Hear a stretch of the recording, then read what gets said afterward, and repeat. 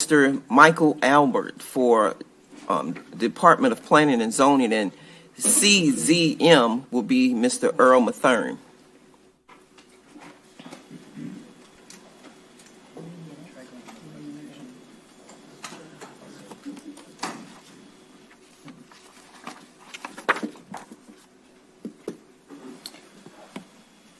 Parish Council, Parish President Jewell, thank you for having me and giving me an opportunity to speak about the department for a few minutes.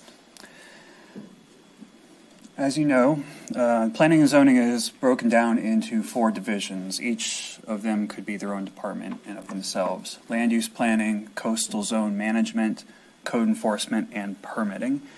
Each one of those things is distinct, but all of them are tied together in one or more ways. What I'd like to do first is talk about the accomplishments from last year.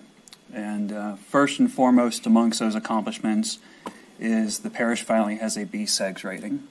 It is the Building Code Effectiveness Grade Schedule. So this has been a long time coming. Everyone's familiar with our CRS rating, which provides a discount on your flood insurance. Going forward, new buildings, new structures in the parish will be eligible for insurance discounts based on our effective use of the building code. The parish got a grade of 3 in commercial and 4 in residential. The lower the number, the better. You can see the breakdown of scores in rated communities. Our commercial rating was in the top tier, and our residential rating was top of the second tier. That's actually very good for a parish of our size. The planning staff completed some substantial updates to the subdivision ordinance, of which you all were a part of through several committee meetings. That was a large undertaking that took up a lot of time and effort on the staff's part. Our CRS review was completed last year. I think we expected our rating in October, Earl, but there's delays at the federal level.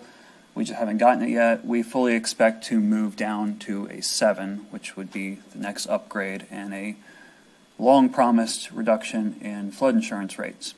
When we are re-rated, that B-SEGS rating is the necessary step to continue going further down. So we've already taken the next step to do what we need to do to continue to lower flood insurance rates in the parish. This is all staff-initiated projects too. The other thing that took up a lot of our time this year was emergency responses. The department was very flexible. Things we had planned ahead allowed us to respond to COVID. We responded to storms. We were out in the streets looking for issues in ditches before those storms hit. And we were out doing assisted evacuation when we had the large storm late last year. The department organization is up in front of you. You all are familiar with this. We've all been around for a while. You're familiar with our staff. The thing that I would say about this is we've had very little turnover in the past few years. I mean, when I first started, there was a lot of turnover, people coming in and out of the department. It's very stable right now. The leadership is strong, and the employees are well accustomed to the rules. Our digital capacity is something I want to talk about for just a moment. I've brought this up past couple presentations that I've done. And the reason why it's still in here is I know a few of you are actually using this now. You're able to go in and see the things that we're talking about. You're able to see code cases in your districts. You're able to see planning projects if you choose. And not only is the information there available to you, I mean, you can call us anytime, but sometimes you can't call, and you can bring up on your phone or at home.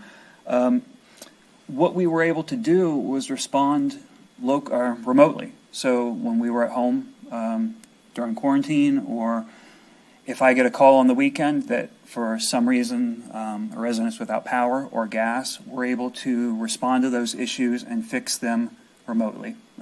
Danielle's been very good about that.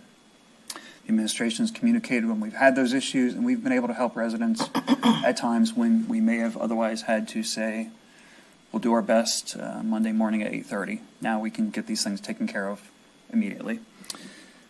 Let's go ahead. Construction permitting for the year. We issued 1,602 total permits, including 136 new homes, and, COVID impacted everything. It didn't change the totals for the year. It did change how those totals came together. We saw more renovations last year. People at home were doing things in their homes. They were taking care of projects while they had time to do it. We had a substantial increase in home occupations. And one thing to notice is out of the 75 that we had come in, 63 of those were processed administratively. That means the staff was handling them. They weren't going through a public process. They weren't waiting a month or more to go before the Planning Commission. Staff was able to do that. In addition to that, I said the parish, I've been the chairperson on the Building Code Council for the region. So we have had firsthand, immediate knowledge of changes in code, and we've had more sway on how that Building Code Council does its business. Okay. Subdivisions, again, nothing slowed down. All of those final plats and dedications came in in 2020. It's about approximately 150 new residential lots, 30 new commercial lots. River Road Estates technically is being dedicated tonight. It was under construction. I went ahead and moved it into the dedication portion. Pretty much a last year's project. Under construction right now, the only thing remaining is Heather Oaks Phase 1 in Luling. And I expect them to start looking at Phase 2 on that relatively soon. Land use applications continue to stay consistent. As I mentioned before, home occupations is the only area that we've had a kind of a change in numbers. You're seeing more people working out of the home. And I think in some of that, it's a response to the code changes that we made to make that easier. Actually, one thing I'll mention is we've had a lot of variances in the past year. And most of those are actually in Bayou Gauche, and they are flood variances. If you're not aware, we have a DFIRM, which is our code-required elevations for homes, and you are able to request a variance from that. We try our best to inform residents of the potential issues with that. Many of those neighborhoods feel that they want to build at the consistent height that other structures are there currently. They're able to go before the board, and the board has granted those variances. Until we adopt our new maps. Until we adopt the new maps, That- there's no real penalty. Yeah, there's no penalty and there's no way out of it, essentially. Good. Code enforcement. Cases remain close to the same numbers that we see in every year. We have a good working relationship with the council. You call, we get stuff done. I think there's very few times when we haven't been able to rectify or at least get something into the pipeline process, which does take some time. The interesting thing about last year is the cases resolved are down, and that honestly is probably attributed to a lot of neighbors at home calling on things and just generally frustrated. And they aren't always actual code violations. So we go out and look at it, it might not actually be in violation of the code, and that gets closed. That's why those resolved numbers are down. Go ahead. And finally, for my part, the comprehensive plan update is underway. We've held our first stakeholder meeting. In addition to that, the consultants have reached out to most, if not all, of the council to schedule interviews. They talked to the commission, and they've scheduled interviews with the majority of the administration's directors at this point. The stakeholder meeting was actually very well attended, in spite of the fact that it had to be rescheduled due to rain. So I think there are approximately 25 people in attendance, plus staff, plus the consultants, and there was some good conversation. I know several of you were there, and we appreciate your participation at this point. What I'm going to do now is hand it over to Earl, and he can give some specifics on Coastal Zone, where we are with our local coastal program, and any things regarding the floodplain.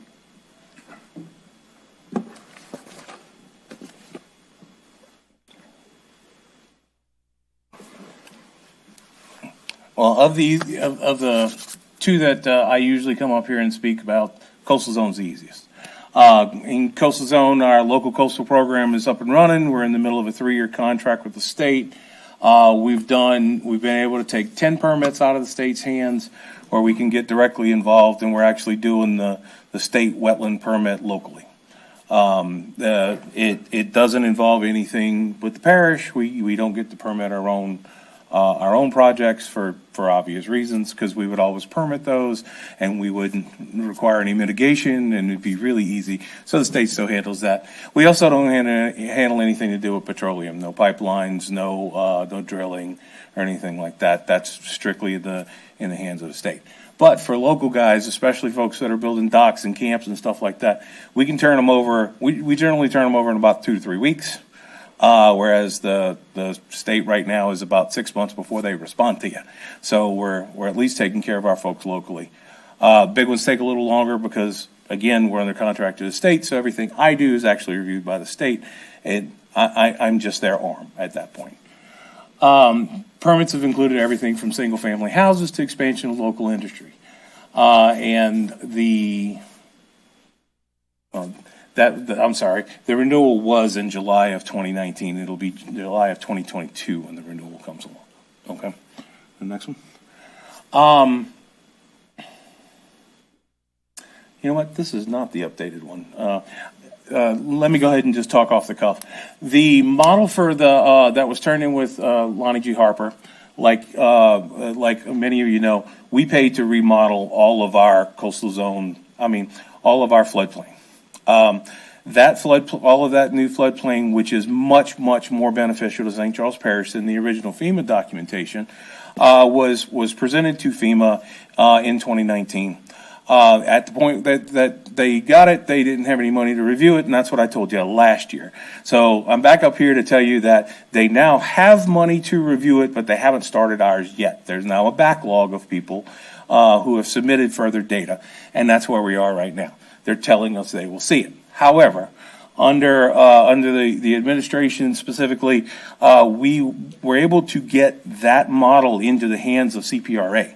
As you know, CPRA is working on our West Bank hurricane protection. They were able to use our numbers that are much more accurate. FEMA, when they modeled it, is basically modeling a 100 meter by 100 meter square. Ours is actually 1 meter by 1 meter, so ours is much more accurate, much closer, and they've been able to use that in their models. We also turned over that data to the group from the Corps who is doing the, what do we call it, report, that first phase of the federal government looking at federal funding. Chief's report, thank you. So we were able to turn that data over to them, and we saved them, if nothing else, we saved them time, because this is the level of accuracy they would have had to have used. So we turned it over to them. Go to the next slide so I can see what the prompt was. NFIP authorization. That is actually still accurate.